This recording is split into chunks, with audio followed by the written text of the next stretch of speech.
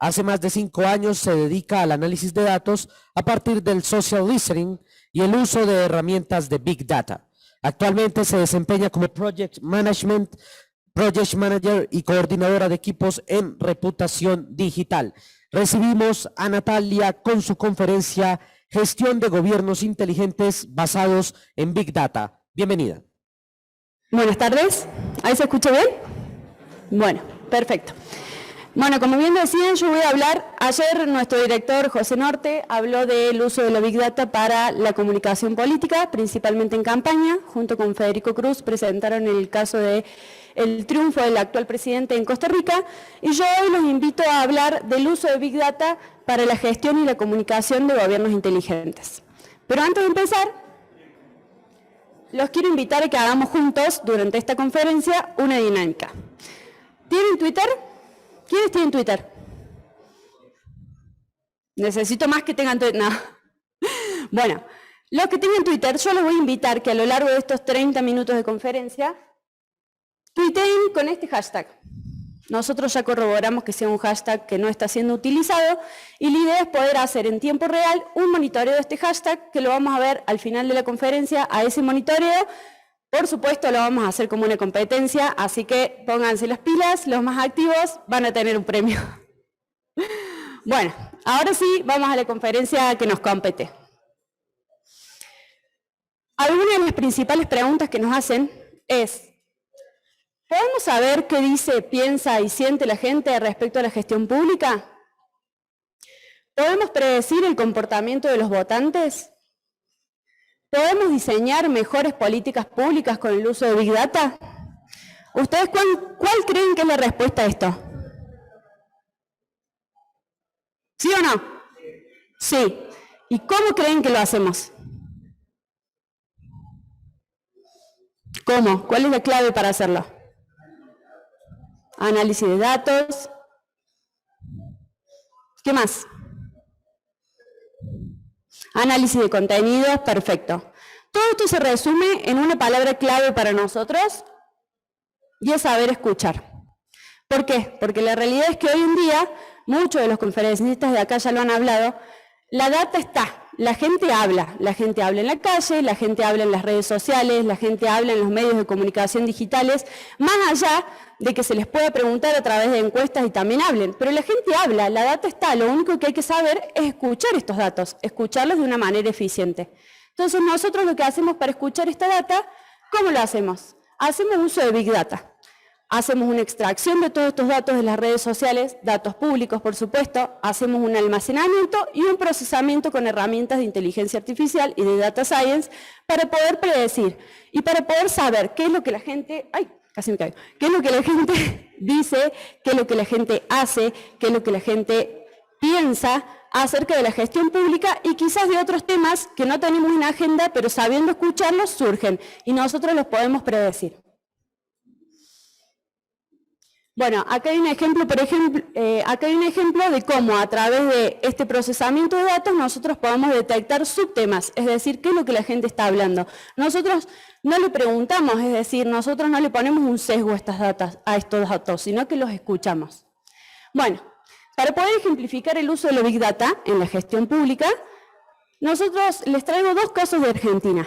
Uno es un cliente con el que trabajamos hace más de 2 años, en el que hacemos un monitoreo de su gestión y un monitoreo de las conversaciones de la gente, de los votantes de su gobierno. ¿Cómo lo hacemos? A través de el scrapeo y la extracción de datos de las principales redes sociales, escuchamos medios de comunicación digital y escuchamos páginas públicas. Esta data la almacenamos y la procesamos. Lo primero que hacemos es un monitoreo de los datos, es decir, respondemos a las principales preguntas. ¿Cuánto se está hablando? ¿Cómo evolucionan estas conversaciones? ¿Quiénes están hablando? Esto nos permite a nosotros saber cuando, por ejemplo, surge algún tema relevante o no, hacemos zoom, estos tableros son dinámicos, es decir, que si uno se posiciona en un punto específico del tablero, todo el tablero se adapta a esa información y nos muestra en detalle qué es lo que está pasando. A partir de este monitoreo general, hacemos un procesamiento un poco más en profundidad de esta información. Entonces, ¿qué hacemos? Detectamos de qué hablamos. En este caso, lo clasificamos en los principales indicadores de gestión. Es decir, seguridad, salud, política, control, educación, bueno, distintos indicadores de conversación pública. Es decir, qué es lo que la gente conversa, qué es lo que la gente le inquieta acerca de la gestión pública. Sobre cada una de estas inquietudes hacemos a su vez un análisis de percepciones, es decir, de sentimiento.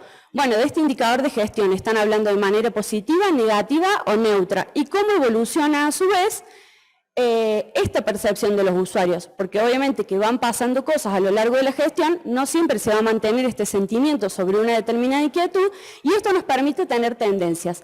Las tendencias nos ayudan ¿a qué? A planificar estrategia. Planificar estrategia de gestión, es decir, cuál es la principal inquietud de la gente, a dónde hay que hacer hincapié con la gestión, a dónde no y de qué manera. Pero no solamente para la gestión, sino también para la comunicación. Y esto va de la mano con un análisis de la emocionalidad. Es decir, no solamente si la gente está hablando de manera positiva, negativa o neutra, sino si lo está haciendo desde el enojo, lo está haciendo desde el cansancio, lo está haciendo desde la esperanza probablemente cuando se hace algún lanzamiento de gestión puntual. Y esa emocionalidad nos permite a nosotros también saber cómo vamos a comunicar, en el caso de que, por ejemplo, surja algo. Y acá vamos al punto siguiente, y es el más interesante. Perdón. Antes del punto siguiente, el más interesante, también hacemos una georreferenciación de estas conversaciones. Y esto es fundamental porque cuando surge algo que está impactando sobre la gestión de gobierno, ya sea de manera directa o de manera indirecta, nos permite saber de dónde surge y a dónde se está generando la conversación. Por ejemplo, que lo que esté pasando esté afectando sobre el gobierno de una de las provincias puntuales de nuestro país. Pero la conversación surge y se está dando en otra. ¿Cuáles son las intenciones de esta conversación? Las intenciones tienen que ver con una estrategia política, ¿es un ataque? ¿Es genuino o no es genuino? Toda esta información que vimos previamente y la georreferenciación de estos datos nos permite tener un panorama más claro de eso.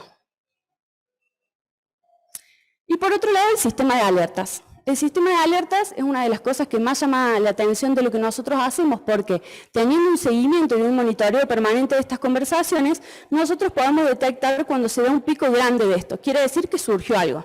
Puede ser algo que tenga que ver con la gestión, puede ser un ataque que esté recibiendo el gobierno en ese momento o el funcionario, por ejemplo. Bueno, ¿qué está pasando? Tenemos la primera alerta, es decir, se dispara un pico de conversaciones o se dispara un pico de viralización, por ejemplo.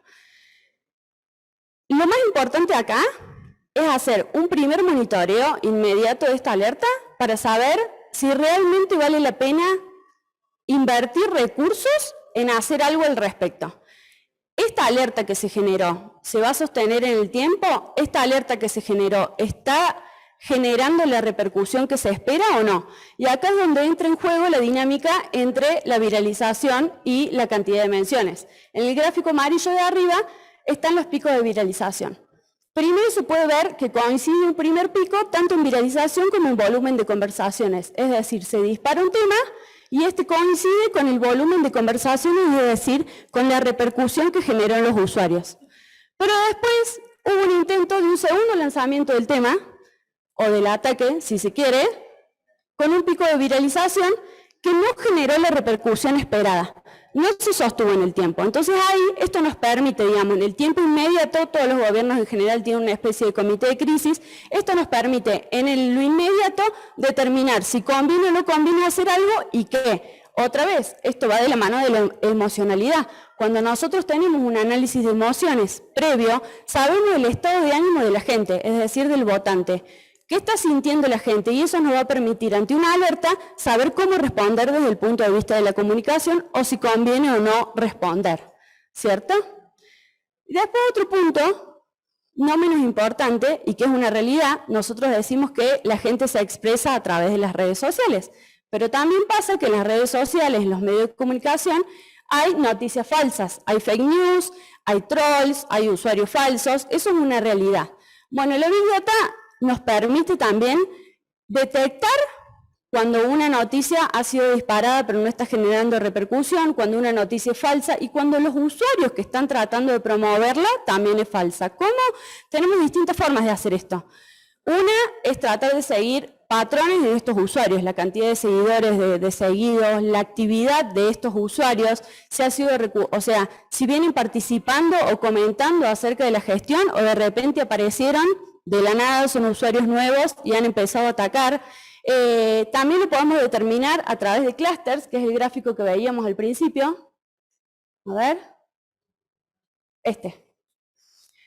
Este clúster lo podemos hacer no solamente de contenidos, sino también de usuarios. Si nosotros hacemos este clúster de usuarios, nosotros podemos determinar, por ejemplo, si esto es un conjunto de usuarios que están interactuando solamente entre ellos, lo cual lo convierte en una actividad sospechosa, y si están logrando que este contenido se traslade al resto de los usuarios o si queda ahí.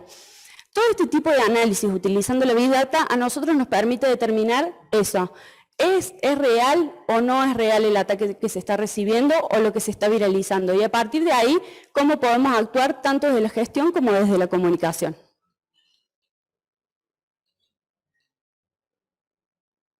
Bueno, a partir de este monitoreo, de este primer procesamiento, lo que sigue son reportes especializados que nosotros hacemos. No solamente nos quedamos con estos sistemas de inteligencia artificial y de Big Data, sino que tenemos un equipo multiprofesional de sociólogos, de psicólogos, de hecho yo soy psicóloga, de comunicadores sociales que agarran a través de estas herramientas desglosadas en subtemas cada vez más específicos, hacen un análisis para la obtención de insights más relevantes para la gestión. Esos informes especializados acompañan este monitor y brindan las herramientas, ya sea al equipo de comunicación de gobierno y al gobierno mismo, para poder generar políticas públicas y determinar una mejor estrategia de planificación de gestión y de comunicación. Bueno, acá hay un resumen de los beneficios que les decía recién. Entonces todo esto nos permite entender la opinión pública, mejorar la comunicación del gobierno, tener acceso a toda la información que existe, hacer un seguimiento de la gestión y tomar decisiones a partir de saber qué piensa, qué siente la gente, cuál es la emocionalidad, tanto en el momento como una evolución de esta emocionalidad en el tiempo. Y a su vez, accionar con estos estudios en profundidad que les decía recién, cuanti y cualitativos. El segundo caso que les traigo, este es un trabajo que nos pidieron de cómo usar la Big Data para el diseño de políticas públicas. En este caso, era en la provincia de Córdoba, cómo diseñar políticas públicas en el ámbito educativo. Acá utilizamos la herramienta propia de Social Listening, pero también utilizamos herramientas de Big Data para cruzar estos datos del Social Listening con otras bases de datos públicas. ¿Qué es lo que hicimos? Bueno, el Social Listening, la obtención y manejo de distintas bases de datos y el procesamiento de una manera eficiente de estas grandes bases de datos. Lo primero que hicimos fue la parte del Social Listening. Escuchamos a los usuarios a través de los principales medios de comunicación de la provincia, escuchamos a través de las redes propias del gobierno que nos lo solicitó, hicimos una escucha y un análisis en profundidad de las principales inquietudes de la gente en torno a las gestiones de gobierno. Entonces determinamos cuál era el principal eje de inquietud, justamente era la educación, y en orden decreciente la opinión de la gente. A partir de este análisis de qué estaban hablando, también hicimos el análisis de cómo estaban hablando, es decir, hablaban de manera positiva, negativa o neutra de estas inquietudes. Tomamos este Social Listening, que no solamente hicimos el trabajo de saber qué estaban hablando, cómo estaban hablando, sino de dónde estaban hablando. Utilizamos otra herramienta para, a partir del contenido de estas menciones, tomar cuando mencionaban una calle, cuando mencionaban un barrio y clasificar todas estas menciones por barrios. ¿Por qué? Porque las otras bases de datos públicas que teníamos estaban hechas por el barrio de la localidad. Entonces lo que hicimos, eso nos permitió a nosotros cruzar y poner en un solo panel interactivo todos estos datos. Esto nos permite visualizarlos de una manera mucho más eficiente. Nos encontramos justamente con que muchas de esas bases de datos tenían distintos formatos, algunas más actualizadas, otras menos actualizadas. ¿Y qué es lo que nos dice esto? Justamente que muchas veces se tiende a acumular bases de datos y al no saber manejarlas, no se les da un uso eficiente y en definitiva no se usan más que para tener un registro de una base de datos pública, digamos. Entonces esto nos permite a nosotros entender también qué bases de datos son útiles, cómo es útil tenerlas y utilizarlas uniéndolas y procesándolas de una manera eficiente para poder entender, en este caso, la realidad del barrio en que cada institución educativa estaba inserta. ¿Por qué? Porque el objetivo era cómo planificar políticas públicas educativas usando Big Data. ¿Esto qué nos permite también hacer? Nos permite decir, por ejemplo, necesitamos bases de datos de violencia intrafamiliar por barrio, necesitamos datos de delincuencia por barrio, necesitamos datos de falta de agua o cortes de agua por barrio. Si nosotros con esta herramienta sabemos qué otros datos podríamos unir, en un solo panel podemos entender el contexto multidimensional de cada barrio y diseñar de una manera mucho más rápida y más eficiente políticas públicas educativas para la, en este caso, ciudad.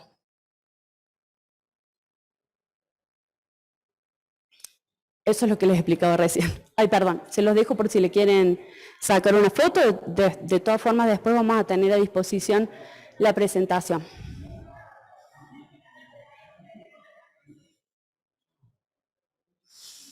Bueno, todas estas herramientas de Big Data nos permiten entonces tener no solamente un manejo eficiente de datos, sino conocer qué piensa, qué siente, la emocionalidad de la gente y planificar estrategias y reaccionar de una manera no solo estratégica, sino rápida ante una situación de alerta durante la gestión de gobierno.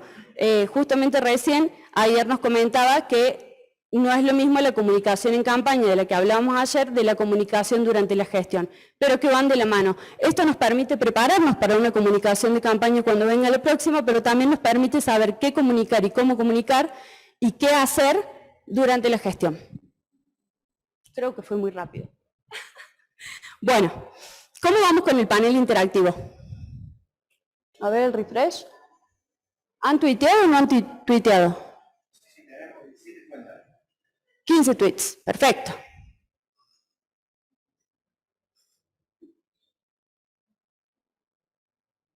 Ahí va. Bueno, en este panel interactivo, ¿qué es lo que podemos ver? Durante esta conferencia yo les invité a que tuitearan con un hashtag que no existía hasta el momento, salvo 2 tweets que habíamos hecho de prueba.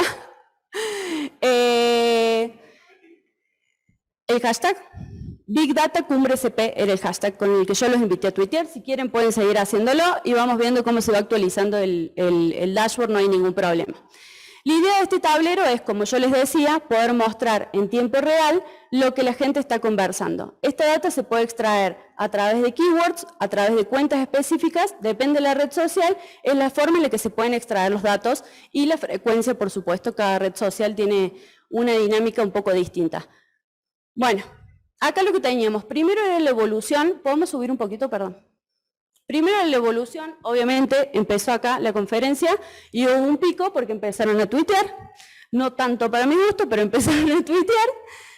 Bajamos un poquito, ahora sí.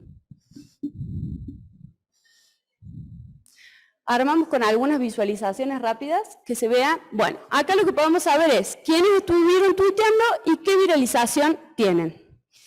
¿Quiénes estuvieron tuiteando? A ver, 5 tweets, muy bien, de Daniel, ay no llego a ver si acá veo. Daniel Olaizarok, ¿puede ser? ¿Quién es? Muy bien, el más activo, ese es nuestro usuario más activo durante esta conferencia, por supuesto que va a tener un premio.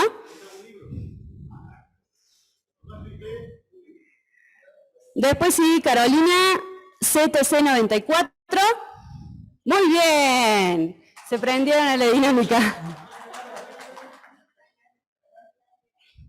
Y después le sigue Aguilar Matías, no lo cuento porque es de nuestro equipo en realidad, así que no lo voy a tomar.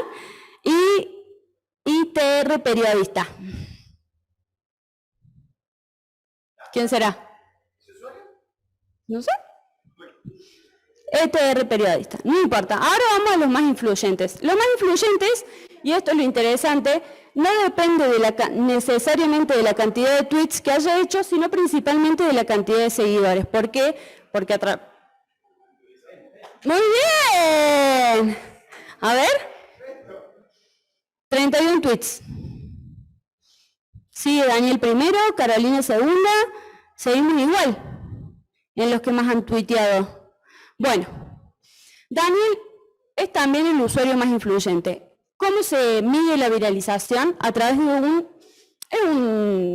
estadística en realidad, pero que depende principalmente de la cantidad de seguidores. ¿Por qué digo que depende de la cantidad de seguidores? Porque tiene que ver con la cantidad de gente que tiene acceso al tweet que hizo en este caso Daniel, por ejemplo. Y va a depender de la cantidad de gente que lo siga a él, por supuesto. Entonces, si más tuitea, con más alcance va a tener, pero va a depender de su cantidad de seguidores también. Entonces, en este caso, nuestro usuario más influyente es también Daniel, que va de la mano con su cantidad de seguidores y la cantidad de tweets que hizo. Y la segunda más influyente es Vero Rivadeneira. ¿Quién es Vero? ¡Ah, ya está! Segundo usuario más influyente, así que tiene premio también.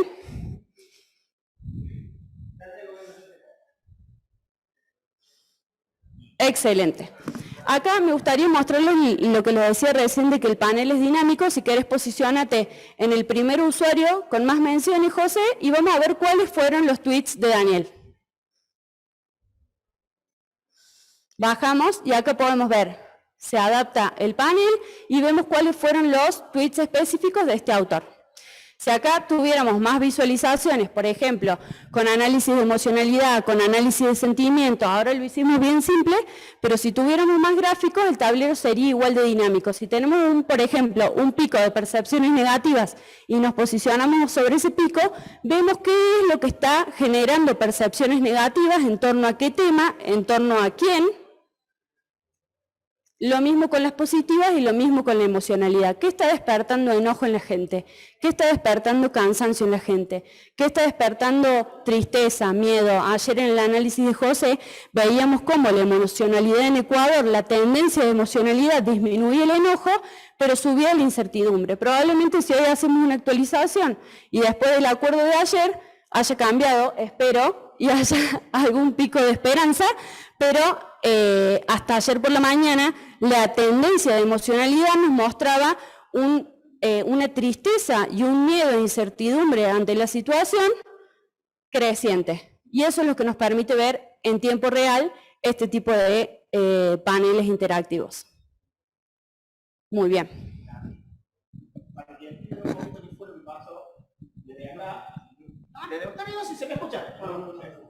Desde acá, del otro lado, está la magia en Argentina, hay un equipo que coordina Nati, de personas que están traqueando la información, están haciendo los análisis y después los vemos en tiempo real. Es decir, esto es lo que realmente hacemos en la Big Data. No sé si vieron, había hace mucho tiempo una película donde había unos nenes que tenían poderes mentales y decían, conocemos todos sus secretos. Ah, bueno, acá están. Todo lo que está acá adentro lo tenemos nosotros en la Big Data. Entonces hay todo un equipo que acompaña todo lo que vamos a hacer y que es justamente lo que le da valor a lo que hacemos. Todo lo que hagan de manera pública, no se asusten. No queremos asustar a nadie, pero bueno, estos tweets los invitamos a hacerlo de una manera pública, por supuesto, para poder mostrarles cómo trabajamos. Y gracias al equipo que también nos está viendo y que está acompañándonos desde Argentina de manera remota para que podamos mostrarles esto a ustedes. Bueno, no sé cómo estamos de tiempo, no sé si hay tiempo para preguntas. ¿Alguien quiere preguntar algo? ¿Preguntas, consultas? Sí.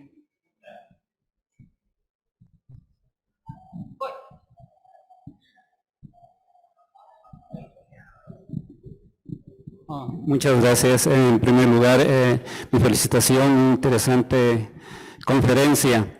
Mi inquietud que tengo es referente a la situación del resultado de todos estos datos. Yo sé que lo están sacando en forma cuantitativa y cualitativa. Primeramente, en la parte cuantitativa, quiero saber cuál es el tamaño de la muestra para saber cuál es el porcentaje mínimo de confiabilidad que se puede tener para ese tipo de datos en la parte cuantitativa. Y en la cualitativa, ¿qué tan grave es esta situación de tener tanta información para poder procesarla y que ustedes reciban la información con el equipo que están trabajando ustedes para saber qué información en la parte cualitativa para tomar decisiones? Eso, por favor. No sé si entendí la segunda parte, pero vamos por la primera. Respecto a la representatividad de la muestra, a ver, todo lo que se habla en las redes sociales, de acuerdo a los requerimientos, ¿no?, de cada uno de los clientes, de cada uno de los gobiernos, nosotros lo tomamos. Entonces es representativo en función de lo que se solicite escuchar. No sé si me explico. Por ejemplo, cuando hacemos escucha de medios de comunicación, normalmente se trabaja con medios de comunicación lo más variados posibles, cosa de que la muestra poblacional o de votantes sea representativa de distintas líneas, ¿no? Pero eso depende. A ver, lo que tomamos es la totalidad de los datos de acuerdo a lo que nos piden escuchar. Claro, no hay límite en ese sentido. El límite está en la gente que participa en las redes sociales, que la realidad es que cada vez más, cuando al escuchar las 3 redes sociales, la muestra se hace más representativa todavía. Por supuesto que hay un margen de personas, niños o adultos mayores, cada vez más, gracias a Dios, los adultos mayores se expresan también a través de las redes sociales. Eso nosotros lo hemos comprobado también a través de distintos estudios, pero hay un margen.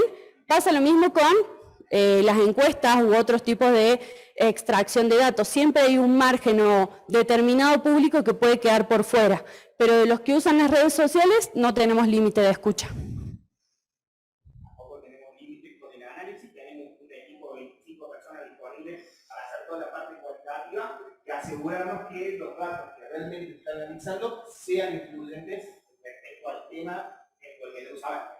En ese aspecto tenemos un equipo bastante amplio para resolver tanto necesidades de volumen de datos como de calidad de datos y de forma. Tal cual.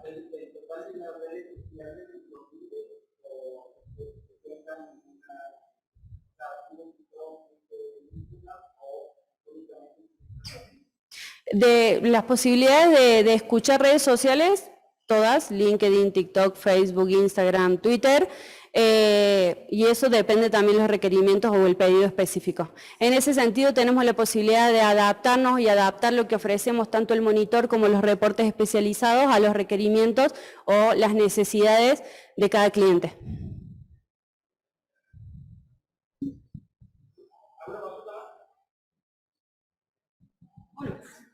Una pregunta, ¿qué redes se hablan de población para hacer institucional?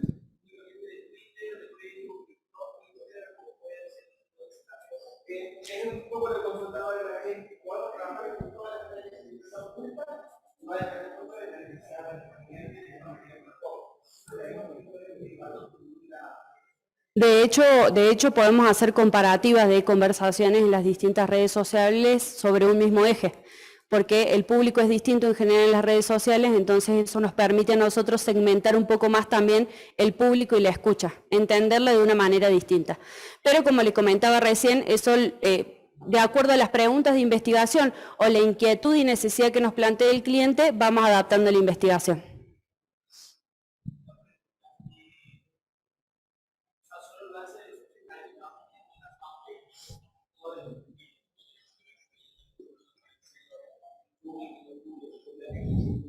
No, tal cual. No hacemos análisis de los comentarios que se hagan de manera privada en los perfiles de la gente. Cuando una persona hace un comentario en una página pública, está haciendo público su comentario. Ese es el que nosotros extraemos.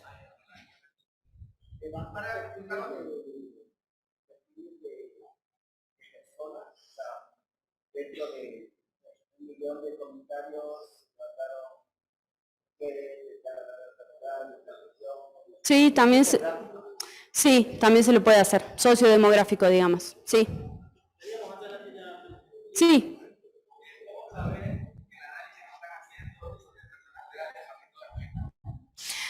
¿Cómo? Sobre todo, bueno, es una buena pregunta. Así como la tecnología evoluciona, los usuarios falsos también. Se vuelven cada vez más difíciles de detectar, pero por eso lo que nosotros tomamos son distintas variables para tratar de clasificarlos como usuarios sospechosos. Es decir, en función de la cantidad de seguidores, de seguidos, el volumen de actividad, cuando de repente no tuvieron actividad en 5 años y aparecen de la nada y tiran 30, 40, 100 o cientos de tweets sobre un mismo tema, los clasificamos como usuarios sospechosos. De esa manera lo hacemos, teniendo en cuenta distintas variables.